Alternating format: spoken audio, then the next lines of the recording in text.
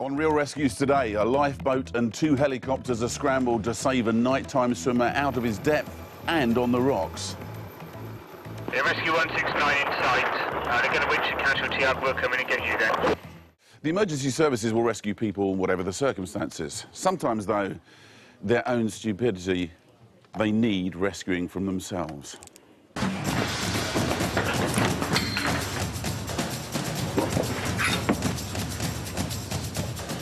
It's 11 p.m. on a wild and windy October night in the Bristol Channel.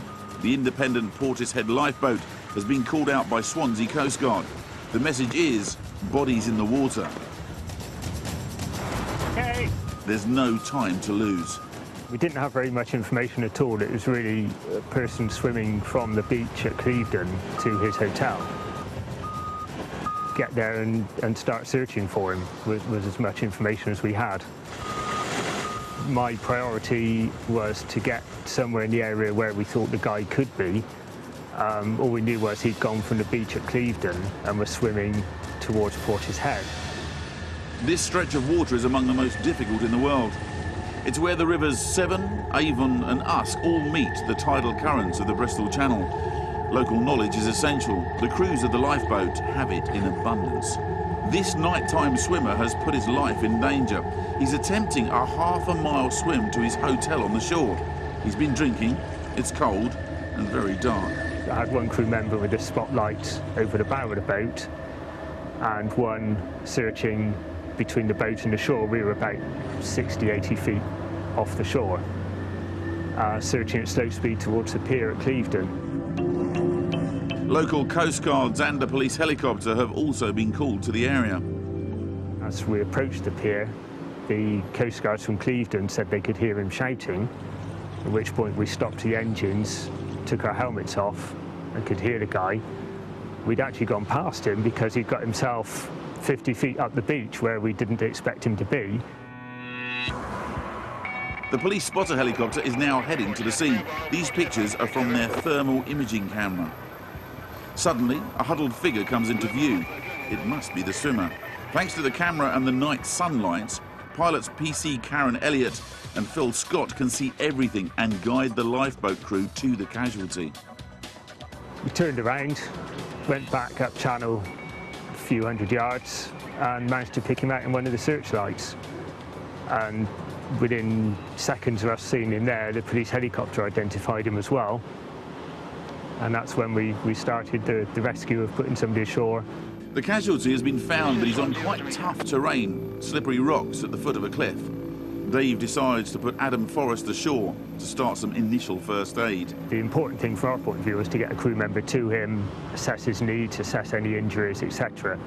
Very difficult to come in on the anchor there because of the nature of the terrain. We managed to drop Adam off onto the rocks, and he had quite a job getting to the casualty. It's a rocky shore down there. Took a bit of doing because it was dark, because they're sharp rocks, and because they can be slippery. I took with me a blanket and a first aid kit, picked my way across the rocks. Quebec 99, Quebec 99, Portishead Lifeboat, over. Calling Quebec 99, go ahead, over. Yeah, Quebec 99, this is Portishead Lifeboat. That's our crewman ashore with the casualty. Just assessing situation. We'll give us a trap, over. Well, Portishead Lifeboat, Quebec 99, roger. Yes, we have him on thermal image, thank you. Roger. He's reached the man, but now Adam's problem is how to get him off the rocks. I don't think evacuation from the shore will be possible. If we do bring him on board the lifeboat, we'll be landing him on the beach between the pier and the slipway and request an ambulance to meet us, over. He was conscious, he was okay. He was just in his pants and had been in the water and out of the water for quite a while. The casualty is at risk of developing hypothermia. He's semi-naked and has been in the water for some time. I wrapped him in a blanket and had to get close to him to conserve body heat, share body heat with him. And what I was doing this, you're making an assessment of the casualty, trying to work out what state he's in, what's happened, and the fact that he was just in his pants made it clear that there was no way I was going to be able to get him back off the rocks and onto the lifeboat. His feet would have been cut, his hands would have been cut, and if he'd fallen, I had a dry suit on, he had no protective clothing. The man's condition could deteriorate if they don't get him off these rocks soon. It's going to be a job for the air-sea rescue. Now, when we were last with the Portishead Lifeboat in the Bristol Channel, crewman Adam Forrest was looking after a man who'd been stranded on rocks after deciding it was a good idea to go for a nighttime swim. Adam's very concerned that the casualty is about to develop hypothermia. He can't make it back to the lifeboat, so Adam picks his own way back for another blanket. It's then that he and Dave decide this is a job for the search and rescue helicopter based at RAF Chivenor in North Devon. I suggest 169 keeps coming to winch, and he is getting cold. We will put extra blankets on him, over. Well, this is Swansea Coast Guard. Yes, Roger. If you think that is the only means of evacuation, we will keep him coming, if there's no other means of it. The helicopter, Rescue 169, is already airborne. It was scrambled by Coast Guard coordinators in Swansea who anticipated it might be needed. Out to you. Rescue 169, Swansea, did you copy that? 169, all copy. ETA has passed over. The journey time from Chivenor to here is approximately 40-45 minutes, so that meant 45 minutes of sitting with the casualty, trying to keep him warm, keep him talking, make sure he stayed conscious, and all the time monitoring his condition so that if it did get any worse, I could take the appropriate action. Mobile lifeboat, go ahead, Dave. Yeah, it's a casualty, Adam. He's fine, We're wrapped up now. I think he's warming up a little bit. Yeah, he's got me balaclava on, so I'm cold, he's all right. Rescue 169 is not far away now. Down on the lifeboat, coxswain Dave Herbert is concerned they may be in the downdraft from the giant helicopter's rotors. Rescue 169, Portishead Lifeboat, over. Yes, sir, we have the casualty and our crew member illuminated on the shore there. We're just standing off. We will stand off further if you require while you are winching, over.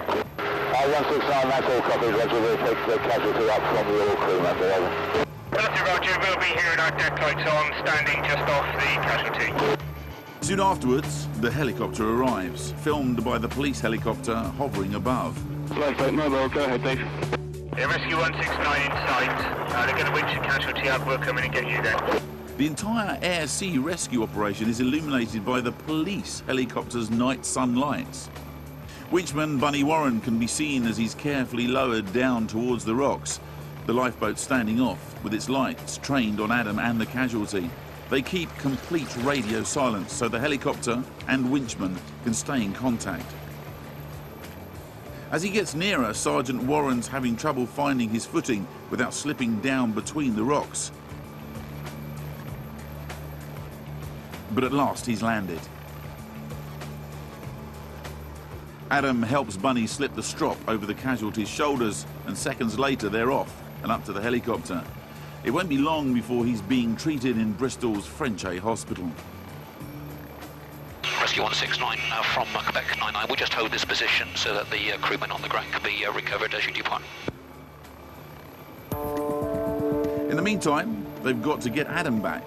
He's now pretty cold himself, despite his dry suit, and he's got to get back across the rocks to the lifeboat. By now the tide has turned and was falling away, so the spot we dropped him off at was no longer available. We did contemplate leaving him there, but we didn't think his family would appreciate it, so... Portishead Lifeboat, Swansea Coast Guard. Swansea, stand by, manoeuvring near the rocks, stand by. We're then looking at a suitable spot to come back in to pick him up, and that wasn't an easy task.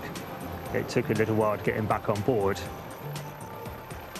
Getting back into the lifeboat was a bit of a leap of faith. It was slightly more than the 4 foot I'd climbed up to get there in the first place. I was starting to get a bit cold, and the adrenaline was there, and I just wanted to get back onto the boat, really. With Adam safe, the lifeboat crew can head back up the coast to their base at Portishead, ready for the next shout. Swansea from Quebec 99.